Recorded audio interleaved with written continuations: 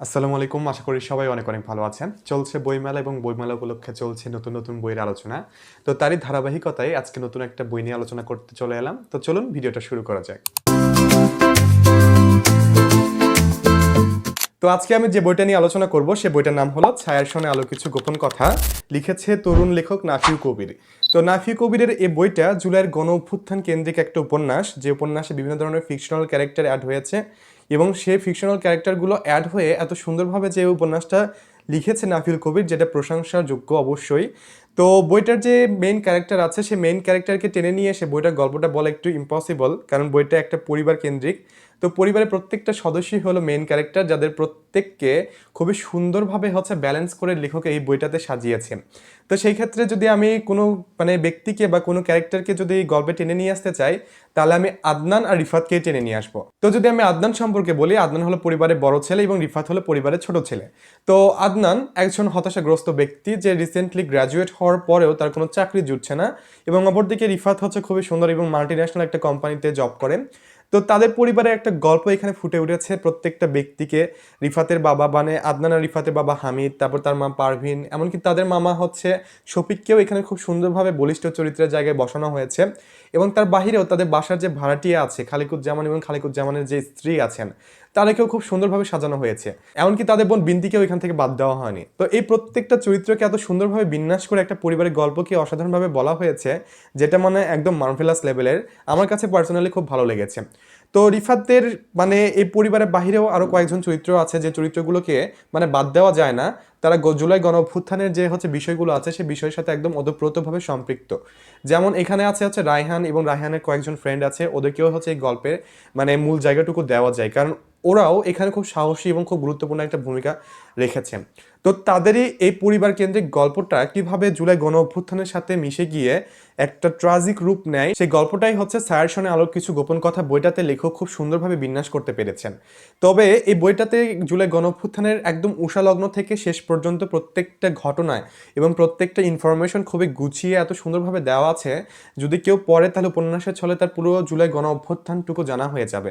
তো সেই ক্ষেত্রে বইটা জুলাই গণ অভ্যুত্থান নিয়ে একটা অসাধারণ উপন্যাস বলা যেতেই পারে আমি বলবো, কারণ বইটার গল্প বলা এবং বইটার গল্প বলার যে ধরনটা লেখক এখানে দেখিয়েছে সেটা একদম অসাধারণ, এবং তার যে লেখন শৈলীটা আছে এটা চমৎকার।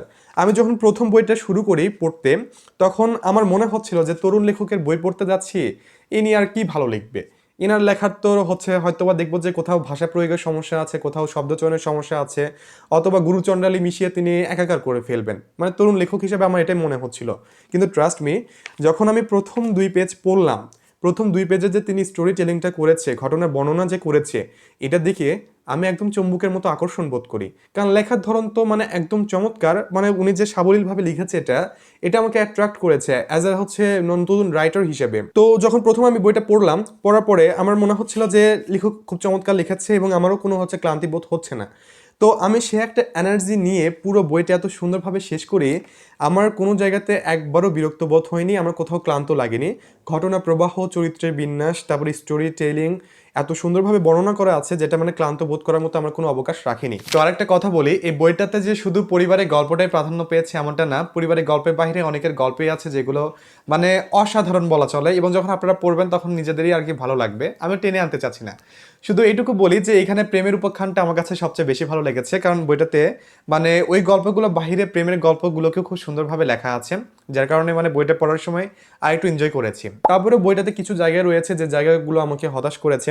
হতাশ বলতে কি, ঘটনা প্রবাহের সাথে সে জায়গাগুলো আর কি আমারকে আমাকে আর সে জায়গাগুলো করতে পারেনি, স্যাটিসফাই করতে পারেনি। এমন কিছু জায়গা আছে, যেমন বইটার শেষের দিকে যদি আমি যাই, আমি চাচ্ছিলাম যে প্রথম থেকে ঘটনা যেভাবে বর্ণনা হয়ে আসছে বইটাতে, আমি চাচ্ছিলাম যে শেষে গিয়ে কিছু একটা ঘটুক, যেখানে বইটা পুরো টুইস্ট বদলে যাবে এবং বইটা পুরো মোড় বদলে যেয়ে পাঠকদেরকে একটা অন্য জায়গায় ডুবিয়ে দিবে।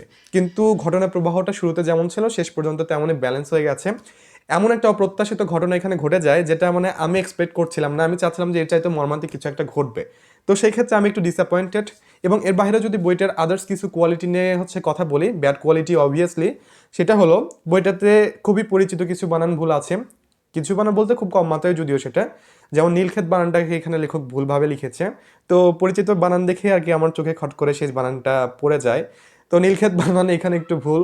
তারপরে বইটার যে হচ্ছে এটা যেহেতু একটা উপন্যাস, প্রায় 300 পেজের একটা উপন্যাস, তো এই উপন্যাসের হচ্ছে প্রত্যেকটা কোনো নাম্বার ইন্ডিকেট করা নাই, অর্থাৎ অধ্যায়ের নাম্বার ইন্ডিকেট করা নাই, যেটা দেখে আমি একটু মানে ডিস্টার্ব ফিল করেছি, কারণ উপন্যাসে নাম্বার হচ্ছে মানে ইন্ডিকেট করাটা ম্যান্ডেটরি, কিন্তু এখানে কোনো ইয়ে নেই। দেখবেন এই যে এটা একটা দেখবেন যে এখানে কোনো নাম্বার ইন্ডিকেট করা নাই, এই জায়গাতে 1 2 3 4 অধ্যায়ের যে নাম্বার ইন্ডিকেট করা থাকে না, এটা নেই।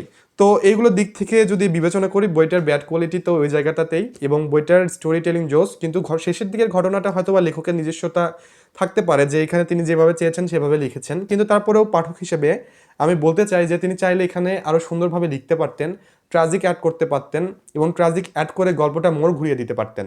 মানে এটুকু হচ্ছে মানে আমি সমালোচনা করতে চাই, কারণ বইটা যেহেতু জুলাই গণঅভ্যুত্থান নিয়ে, তো জুলাই গণঅভ্যুত্থান একটা মর্মান্তিক ঘটনা, যদিও এখানে অনেক জায়গাতে আমি গুজবাম্প হয়েছিলাম, মানে আমার গুজবাম্প হচ্ছিল, কিন্তু আমি আরও আশা করছিলাম যে আমার আর একটু গুজবাম্প হোক, আমি এমন কিছু ফেস করি যাতে আমি একদমই মানে খুব মর্মান্তিক একটা ঘটনার মধ্যে পড়ে গিয়ে আমি কষ্ট পাই, কিন্তু সেটুকু পাইনি। আমি আপনাদের বলতে চাই, যদি আপনারা নতুন লেখকের কোনো লেখা টেস্ট করতে চান, তাহলে নাফিউ কবিরের লেখাটা টেস্ট করতে পারেন, কারণ তার লেখাটা চমৎকার। মানে এনার লেখাটা পড়লে বুঝতে পারবেন যে তিনি কোন সুন্দর মানে কত সুন্দরভাবে লিখেছেন। তো এখন কথা হলো বইটা কোথায় পাবো। তো বইটা হচ্ছে প্রকাশিত হয়েছে উপকথা প্রকাশন থেকে। যারা মেলা থেকে সংগ্রহ করতে চান তারা উপকথা প্রকাশনের স্টল থেকে সংগ্রহ করতে পারবেন, আমি স্টল নাম্বারটা ক্যাপশনে মেনশন করে দিব। আর যারা ঘরে বসে পেতে চান তারা এটা রকমারি সহ বিভিন্ন বুক শপে পেয়ে যেতে পারেন। তো আজকের ভিডিওটা এই পর্যন্তই, আশা করি পরবর্তীতে নতুন কোনো ভিডিওতে দেখা হবে, সে পর্যন্ত অপেক্ষা করবেন। ধন্যবাদ সবাইকে। এবং যাওয়ার আগে বলতে চাই, বুকিস টেলস বাই পল্লবের ইউটিউব চ্যানেল এবং ফেসবুক পেজ সাবস্ক্রাইব অথবা ফলো করতে ভুলবেন না।